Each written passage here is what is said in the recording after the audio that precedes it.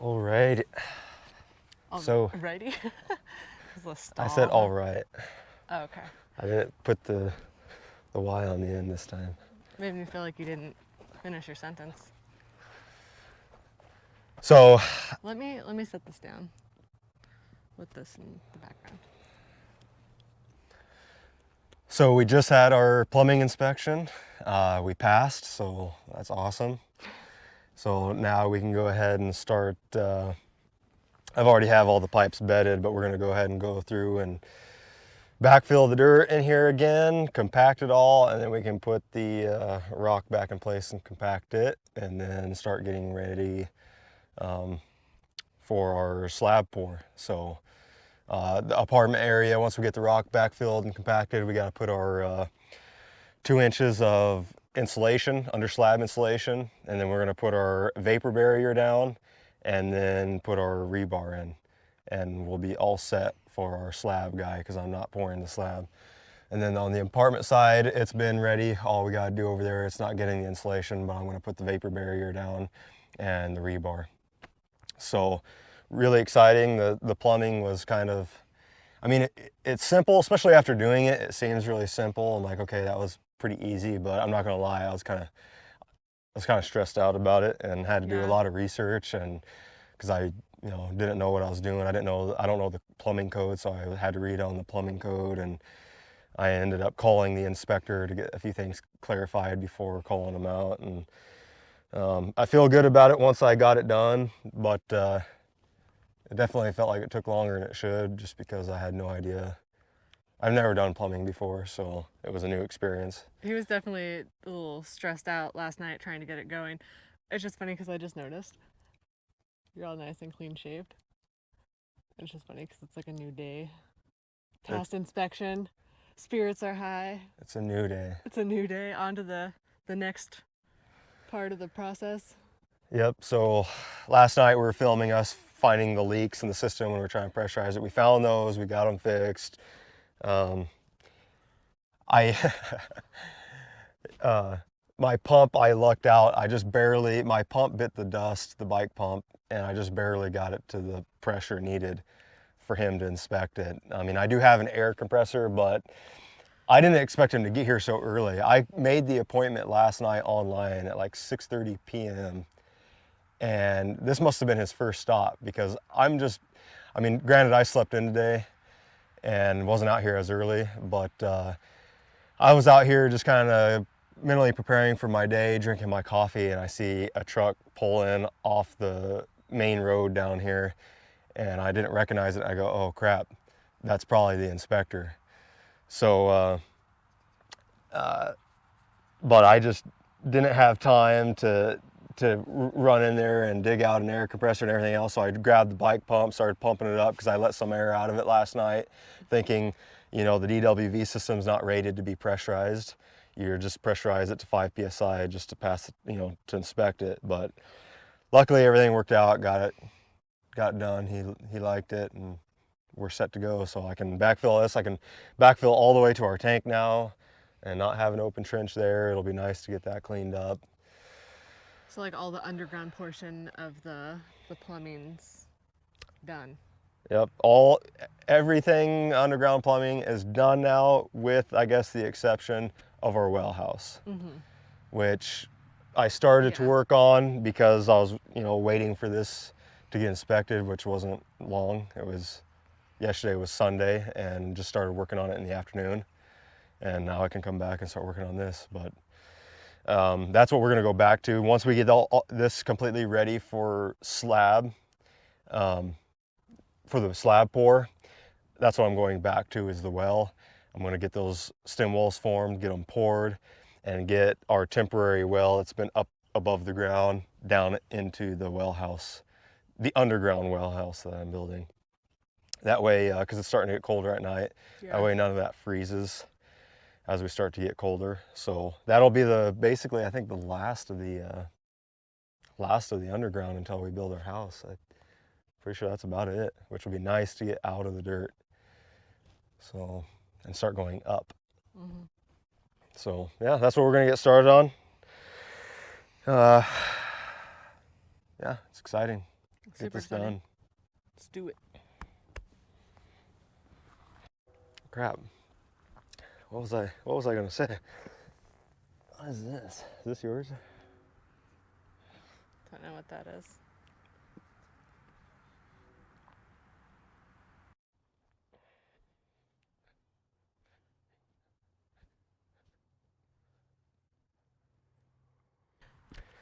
Man, that settled a lot from that rain. Oh yeah. You can kind of see how it's like away from the pipe. I had all that like compacted around the pipe. Yeah, I see. So before I backfill this, I just wanted to make one note. I know that our channel really isn't like a how-to channel, so to speak. That's not really the direction we were taking our channel, but I do like to just point out things every now and then. I'm definitely no expert in all the trades by any means, but I have been in construction my whole life. But one thing I just wanted to point out, if you're gonna do your own septic and sewer lines, plumbing, that kind of thing, just one thing to look out for here is if you look down this line, you'll see that it looks like a snake. It's kind of waving back and forth. So when we glued these pipes together, it was by no means just throwing it in there and just glue it together. This black pipe is called ABS pipe. And when the sun hits it, it warps really bad. So when I bought it and stored it before it went in, I stored it under the trailer in the shade so that it was covered.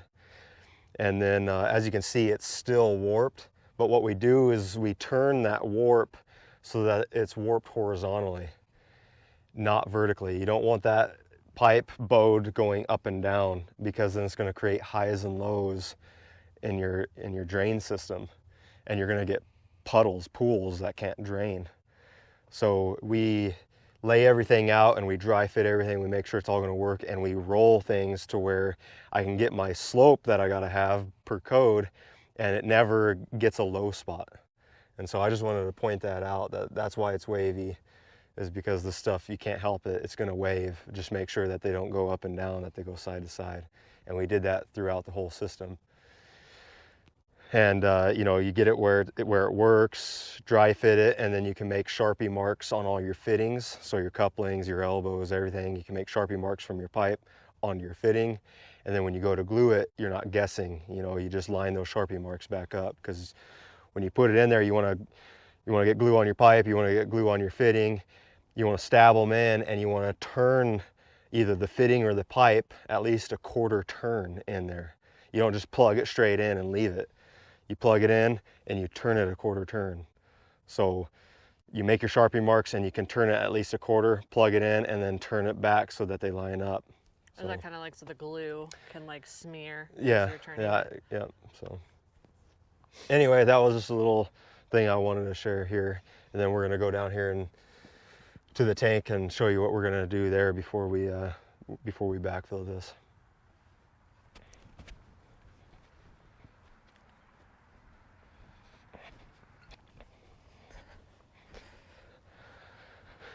All right, so before we backfill this, what I'm going to do is take out this balloon that I pumped up that we showed you the other day. I'm going to deflate that and pull that out, and then I'm just going to dig like a 4 to 5 foot trench here in the direction of this Y, and I'm going to glue on a little bit of that 4-inch ABS pipe, and then I'm going to glue on a cap for it, and that's going to be for the future home. So I'm going to dig that out, put that in, and then once all that's installed, then I'm going to go ahead and backfill this entire thing and be done with it until next year and we start on the house. We'll just have to dig up. I won't have to get too close to the tank or too close to this sewer line that we'll be in, that we'll be using at that point. I'll just be able to dig up to about 4 or 5 feet away, cut the cap off, and then extend the line back up to the house. So I'll do that before beginning on the backfill here. Nice. What are you doing?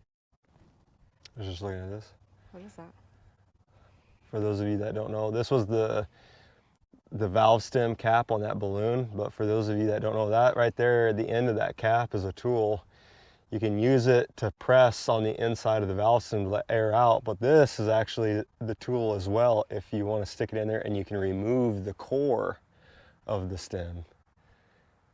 And it gets rid of the valve and it just lets all the air out. Nice.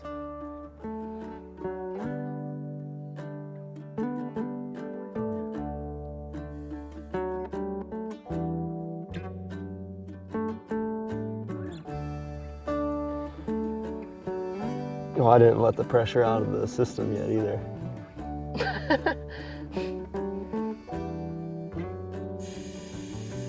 it is.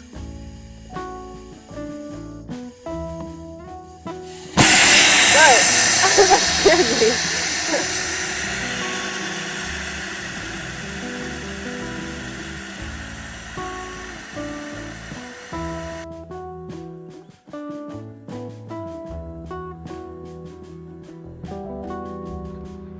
Did you find what you needed? Maybe bent a nail to see if I can get it around it a little easier.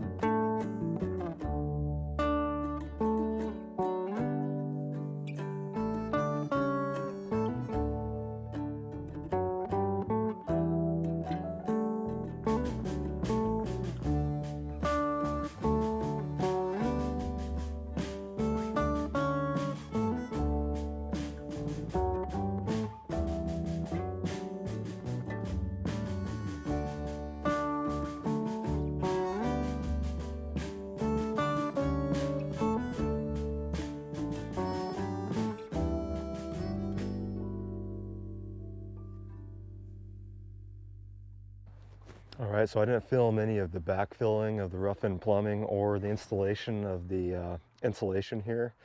So I thought I'd just give a quick recap, let you guys know what we've done. So we showed you all the plumbing after the inspection when we passed. All we did was we backfilled the dirt back in, compacted it, and then we took our base rock for underneath our slab. We put that all back to the proper elevation, compacted that. And then we went ahead and threw in this 2 inches of styrofoam scoreboard insulation. It has a value, our value of R10. All we did was basically just lay this down. Obviously with our rough-in plumbing stub ups, we hole sawed around those to the proper size, so it was basically a nice tight fit. I didn't want large gaps around any of the stub ups. So we made everything as tight as possible. As you can see, some of the gaps, like for instance this one that was right next to the stem wall, and we couldn't get this the insulation back behind it because it was such a small space and it was up against offset above the insulation here. I just took spray-in foam and sprayed it back there and then cut it back all nice and clean. And then just a little tip that we did to keep all the gaps really nice and tight is we would lay a row, and then on the last piece we would measure from the styrofoam over to the stem wall, and I'd make it just a bit long. That way we kind of had to force all of them together real nice and tight in order to get it down in there. And we did that for every row, and then when we got to the end and we're cutting our smaller strip to fit in the last little space, we did the same thing but pushing the insulation this way. We'd measure our gap, make it a little long, and then force it in there. And the end product was we'd have basically 0 gaps between all these 4x8 sheets of insulation. So now that we got that done, what I'm going to do is I'm going to use my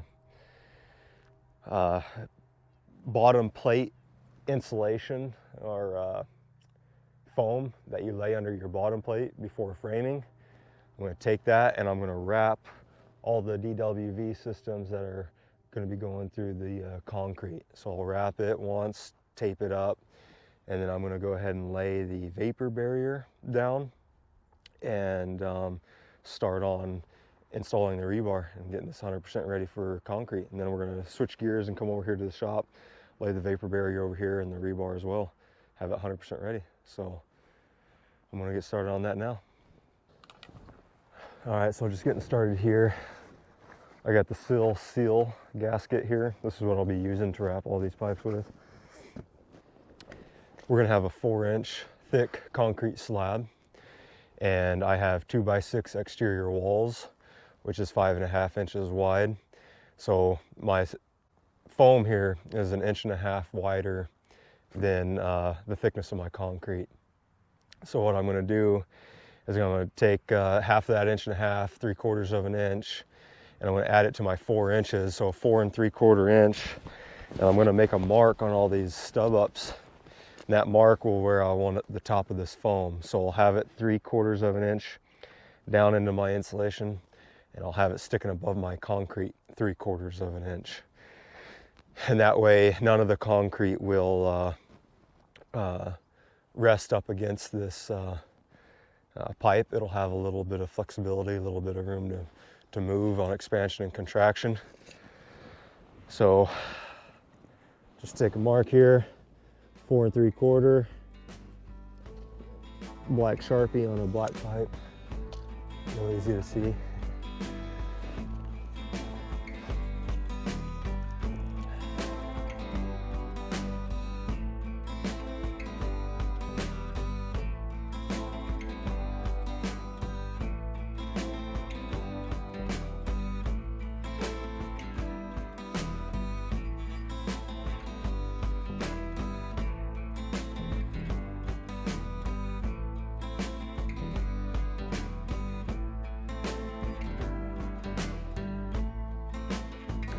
So I'm going to go ahead and go through and do the rest of these, and then get started on the vapor barrier, which I might start on the shop side because I don't have the insulation on the shop side, and it rained last night, and this insulation has a very low water absorption rate, so the water was just going to sit here. And if I roll my vapor barrier out over the top of it, I'm afraid it's just going to trap that moisture there for a long period of time. So I'm thinking about letting the sun come out and letting it warm up and see if it'll dry some of this water out before rolling out my vapor barrier on top of this side. So I might start over here because at least over here on the rock, the water has somewhere to go. So finish this up and we'll get started on the vapor barrier. All right, so I just got finished wrapping all the pipes with the foam. Some of them don't look the prettiest because they were going into the concrete, and I spray foamed behind them, which come to find out I probably should have waited until after I wrapped it with foam seal first and then spray foamed it, but I really wasn't thinking about it. I had to use it in order to backfill my sewer line over there. I had a big 6-inch sleeve for my 4-inch sewer line to go through the stem wall, and I wanted to seal that up before I backfilled my sewer line. And once you start using that stuff, it'll plug up the nozzle and the can will no longer be any good. So I just thought, hey, I'll use up the rest of it on all these little gaps, and wasn't really thinking about it, and kind of made it a little more difficult to do these ones that offset into the concrete here. But and I was able to get it to work, but those ones were obviously a piece of cake. So now, since this is all still wet, I'm going to go ahead and go over here to the shop side and clean up all the scrap material and tools and everything, get it up off the floor. That way I can start spreading the vapor barrier over here. And I also have a little area at one of the garage door openings that I need to tamp with my hand tamping tool, since I couldn't do it with the plate compactor. because we had to bend the rebar over in order to build a dirt ramp to get the equipment inside the shop. Here, I'll show you what I'm talking about there.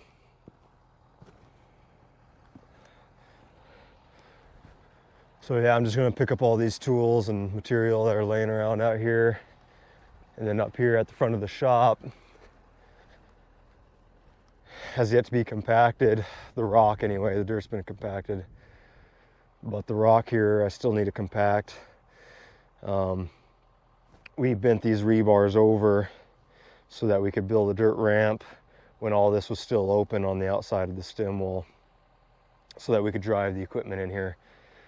The Mini X for backfilling the stem wall, and then the tractor for spreading all the rocks. So I'm going to go ahead and hand tamp that, clean up all the miscellaneous stuff you see laying back there, get it all cleaned up, and then probably start rolling out vapor barrier over here.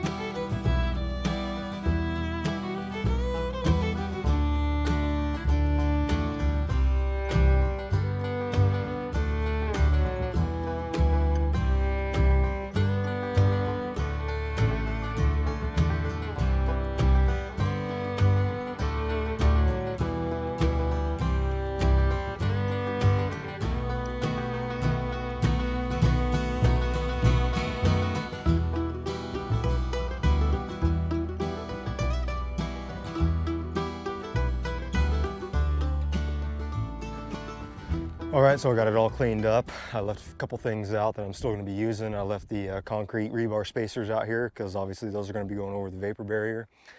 And then I left some of the pieces of wood out because as I lay the vapor barrier, the wind's going to want to lift up that plastic and blow it around. So I'm just going to, I staged some wood around the edges. That way I can just throw it on top of the plastic as I roll it out, so it doesn't get blown away while I'm trying to lay it down. So just about ready for the vapor barrier. I got to compact this rock real quick, which I'm going to do right now. And then I'm going to start getting the vapor barrier out.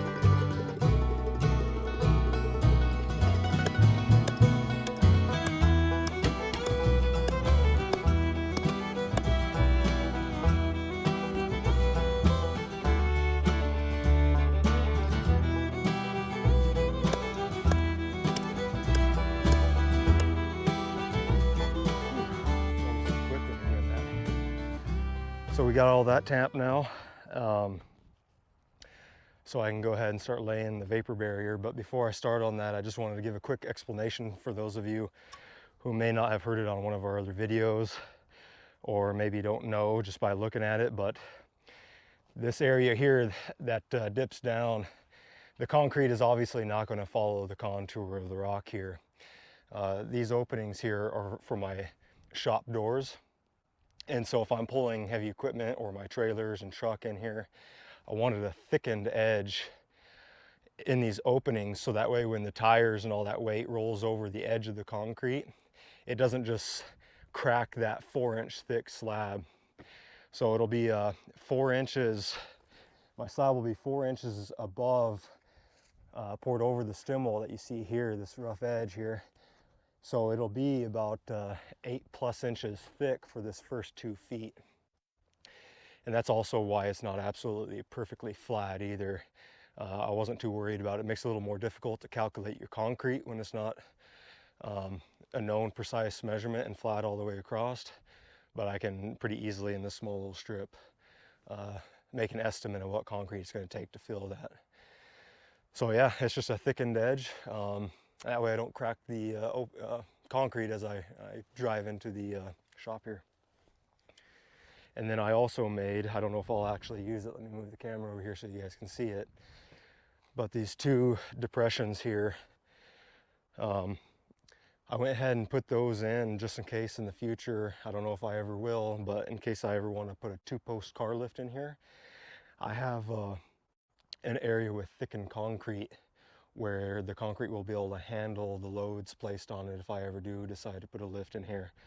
So I would love to have a car lift, don't know if I'll ever have one, but in case I ever do, it's set and ready to go for it. So yeah, I'm set here. I'm gonna go ahead and get the tractor and bring the rolls of vapor barrier over here because they're pretty heavy, so I'll use the tractor and get ready to go with laying some vapor barrier.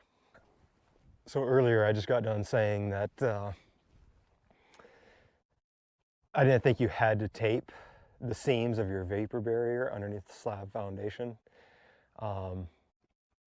Obviously I'm no concrete professional or building science major here, but make sure you always read the manufacturer's instructions for everything you're installing. For example, I was trying to find a vapor barrier tape specific for that use, and I had a hard time finding it. So I just kind of bought a multi-purpose construction tape. But while I was over there grabbing the vapor barrier to bring it over here into the shop to start installing it, I read the packaging on it and it had the instructions. So it tells you what type of tape to use. So since I knew the specific name of the tape, I was able to call some vendors in town and they had it in stock. So my dad just happened to be in town running some errands. So I called him up, he's picking up some rolls of that tape now. That way I use the proper tape, and it does instruct you to tape the seams. So we're gonna do that. You know, it's cheap insurance to make sure that I don't have moisture problems in my shop or the apartment and get mildew or fungus growth and just have high humidity in it. So we're gonna do it right. What I'm installing here is a 10 mil thick vapor barrier, and what my dad's gonna pick up is a 4-inch wide vapor barrier tape that is specific for this brand vapor barrier that I bought. So he's picking that up now. He's on his way back. I'm gonna go ahead and just start rolling out the first couple strips of this. That way when he gets here with the tape, we can start taping up the first couple and then we'll go from there. So awesome. Just want to reiterate, please read the manufacturer's instructions. Don't take what I say to heart. You know, I'm not a professional, so always get a professional's advice or read manufacturer's instructions. Awesome. I'm going to get started.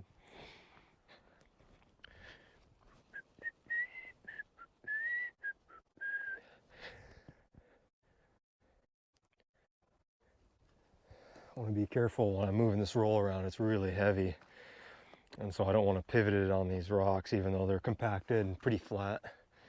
I just really don't want to tear this thing. I don't think I will because it's 10 mils pretty thick, but obviously I don't want to go through all this trouble and have holes in my vapor barrier. Won't do a lot of good.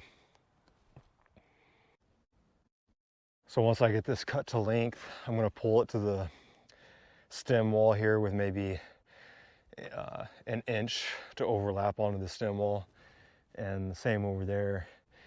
And then I'm going to have to cut it to length, and this stuff unfolds. I can't remember if it's 12 foot wide or 15 foot wide.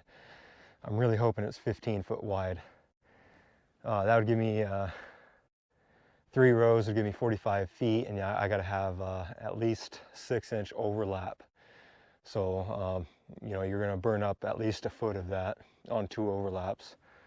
So that'd give me 44 feet, and I'm a little under 40 foot between my stem walls. So I'm really hoping to be able to do this entire shop with just 3 lengths cut here.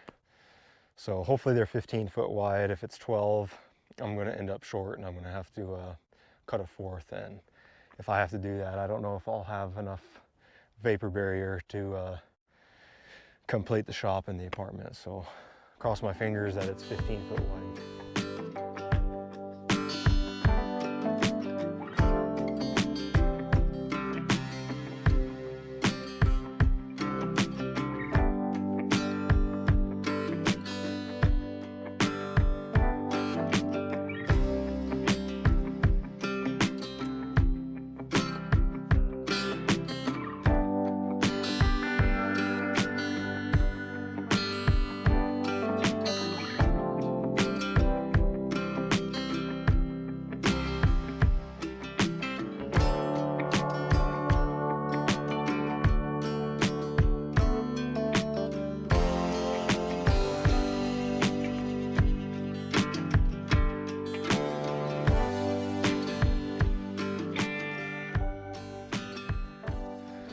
So the good news is it is 15 foot wide, so I'll be able to do the entire shop here in 3 cut sections, which is awesome.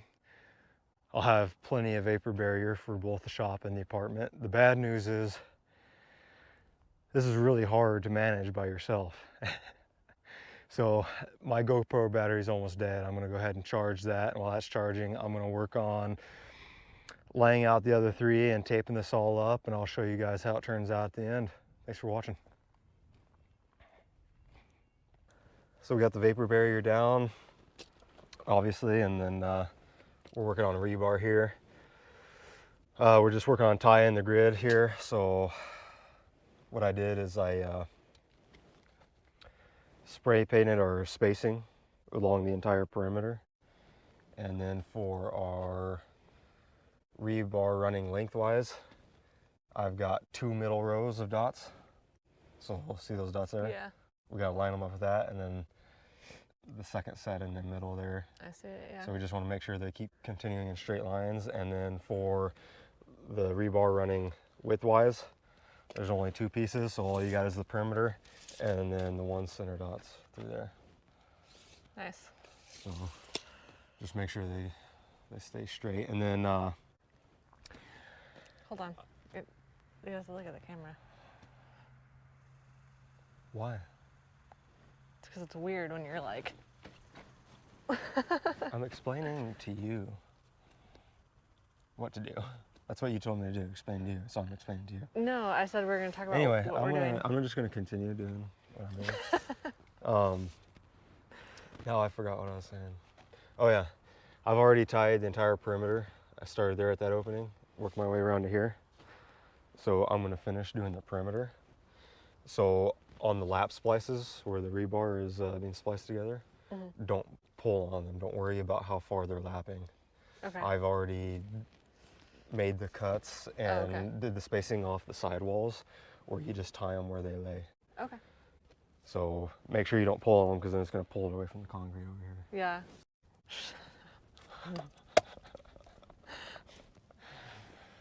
I fed Forrest breakfast this morning, and I'm not sure he's used to eating breakfast, and now he's got like a carb crash or something. He's a little extra irritable.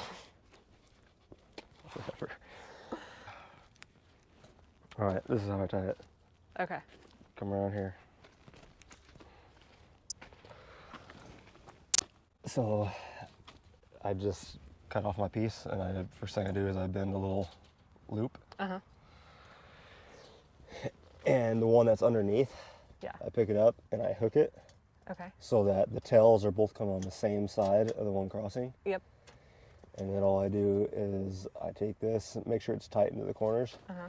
I take the long tail and I cross over. Yep. Under. Okay. Back up on the same side that I went under on Gotcha. to make an X on the top. Okay. And then I just turn. And then I bend those down. I'm sorry, I should really go this way. Nice. Okay. So don't have them long, don't have them poking down, have the ends just going.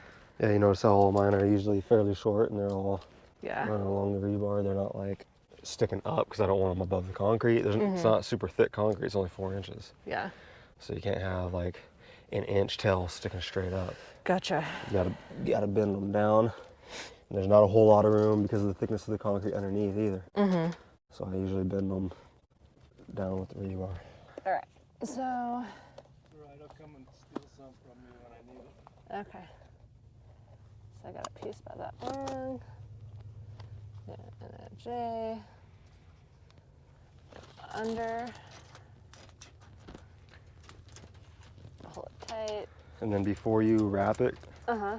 even before you make sure it's running straight, so you want to point that toward the dot, because once okay. even before it's tight, it's hard to move. Okay, I see. So you look down it, and you also want to look down this one to the dot behind you, make sure it's pointing Straight toward that dot.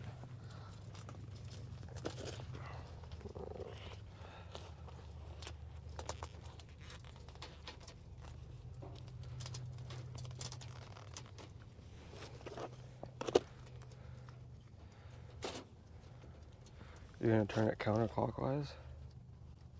Why wouldn't I? That's so weird. You always turn clockwise to tighten. Do you? Yeah, right? I guess lefty loosey, huh? Yeah.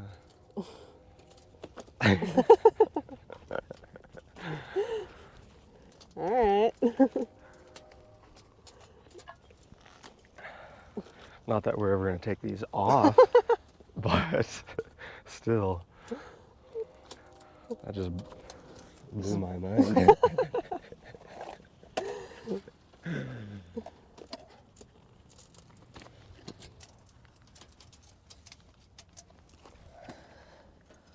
There it is, the first tear.